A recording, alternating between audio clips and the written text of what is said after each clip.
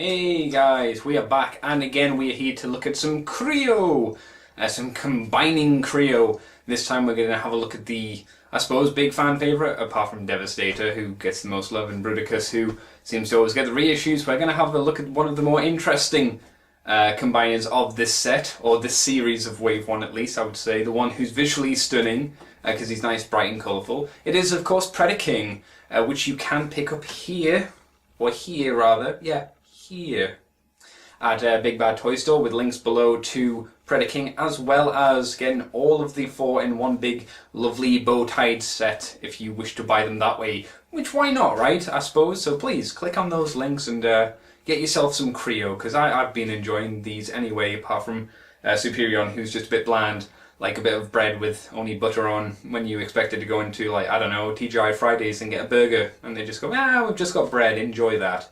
Predaking, I can assure you, is a much more meaty burger with lots of, I don't know, cheese and garnishings and, I don't know, bacon. People like bacon, so yeah, throw some bacon on that Predaking barbecue burger. So let's have a look at said burger, or in this case, toy. So of course the Predacons consist of, here at least, Dive Bomb, Headstrong, Razor Claw and Tantrum. And I think compared to any of the other sets from this first wave of Kreo combiners, this is probably the most bright and colourful and will stand out on a shelf compared to the other three. Okay guys, so let's cover articulation again on these guys. So let's pick up Dive Bomb here, and we'll pop off his wings because it will make it far easier, and they come off hella easy anyway, it's ridiculous. But we'll start off with the head. Hey, it's on a peg, it goes left and right, and you can pop a helmet off sometimes, depending on the kind of helmet. As we put it back on, click. The arms are on the ball joint, so kind of go in and out. They go all the way around, as long as there isn't anything in the way. He has a waist joint, so it twists, and again, it pushes itself out, some worse than others. The legs are on a little ball, so they can kind of faux thigh swivel and again go all the way forward, all the way back, in and out a little bit. And the hands are on a peg joint, so you can twist them round, just like a little Lego man, which is what these are meant to be. So let's put his wings back on, and unfortunately you'll see that they're very, very loose and fall off. This one in particular, which is really annoying. I mean, just looking at it, it doesn't look like it's got any stress marks on it when we focus. It looks fine, it's just, I'm guessing it wasn't molded very well or something, because it just flops off. You know, there is no grip there at all, which is kind of a shame. But one good thing is all of these guys, apart from Razor Claw, don't have a vest. We do have an extra vest though, but that's really for what is it? When they're in the animal mode. That's the only other time you really need it, which is good.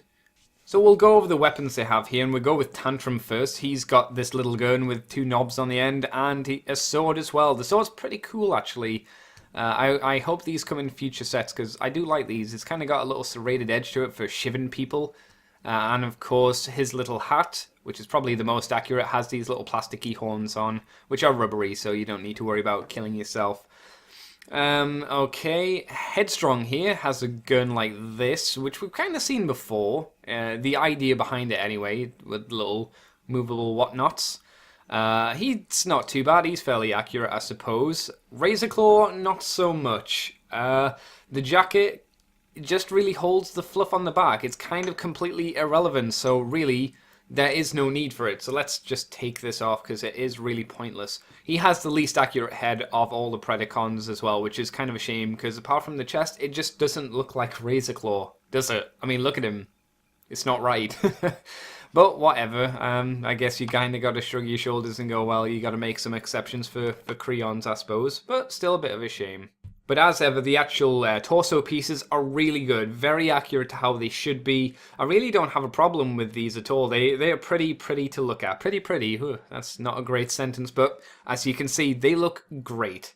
And I think that's enough really now for the robot mode, so let's take these guys to beast mode. So here the guys are in the animal mode, and I think they're actually not too bad. Yes, when you transform them, you do kind of just, you know, fall them forwards and fiddle around a bit, but I don't know, these bits, like the cloth bit, the gun on the top, with Razor Claw, make him look kind of nice.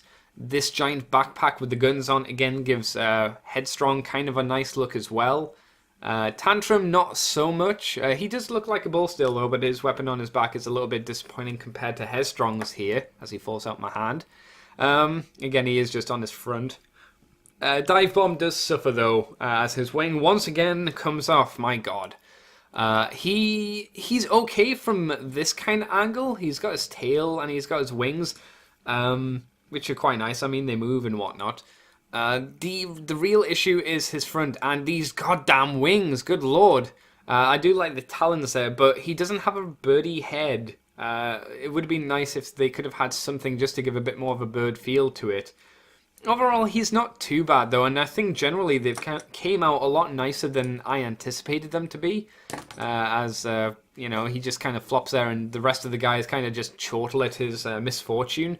And I mean, he's Rampage, and, you know, Rampage is really dull in comparison to these guys. The differences really do add up, I think, when you look at these four anyway.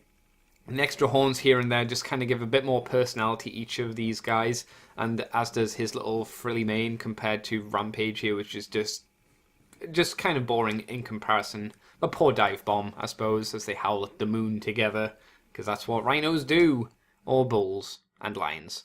It's that time again, guys, to make the Predacons into Predaking with epic music.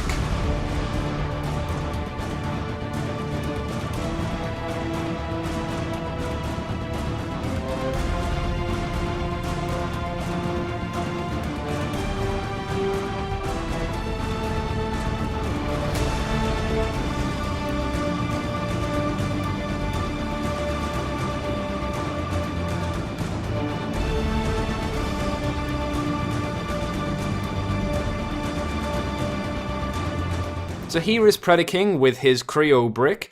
He does have a couple of issues, but overall I like the look of him. They try and replicate the look of the heads on the legs to an okay degree, but you can do much better, I'm sure. And I do like the fact that he has his wings as well, even though they don't have the feathers, but it does the job. But the real issue I have is the head. The helmet for the head is just not accurate at all. It's not Predaking, which is a big shame in my book. So let's go over Predaking's articulation. We'll take out his katana-y swordy thing. I'm sure you can guess where this is going. And we'll take off his bazooka as well. Actually, I did add on this little piece because I had it left over, so don't expect this in the actual product, but there you go. So, right, okay, where to start? Well, I suppose we'll start with his head. We'll take his helmet off because it'll be easier. But because of these two backpad bits, his head can come off a little bit easily, but it does go left and right. And there we go, put that back on. The arms, of course, go in and out a little bit because of this little ball jointy thingy. They would go all the way around until they hit the wing, but you can move them out the way, of course. And they go out and in and out, I should say, to a little degree. And they do have the 90-degree bend at the elbow. The wrist joint, or faux wrist joint, moves around, and the faux fingers do what they did from the other videos as well. And they move, because they're legs. As we move this crotch piece out the way, he does have a waist joint and still needs to be squeezed together like a lovely bit of bread, but it does go left and right as you would expect as we squeeze him once again and put his crotch flap back down. There we go. The wings I'll talk about now. Hey, they're on these kind of joints, so they go up and down and you can position them how you like. I guess it would have been nice if we got feathers for them like Predaking actually has, but you can do that yourself, I'm sure. I would if I had the parts. And the legs go in and out again. They go forward, they bend as you would expect, and we also have the double joints in the other two pegs, I should say, in the feet. So twist at the top and twist at the bottom, and we also have a ankle tilt as well. So there you go, that's really all of his articulation. There are some issues, and this is it happening right now. It's these feet. The feet aren't big enough to hold him up. Because they're little squares and there's nothing at the front, he can tend to tip forward. And yet when I do that, he's fine. There we go. Oh, he's loving it now. Let's balance him. There he goes. Once you get him in a stance, he's fine, but he can offset himself quite easily, unfortunately.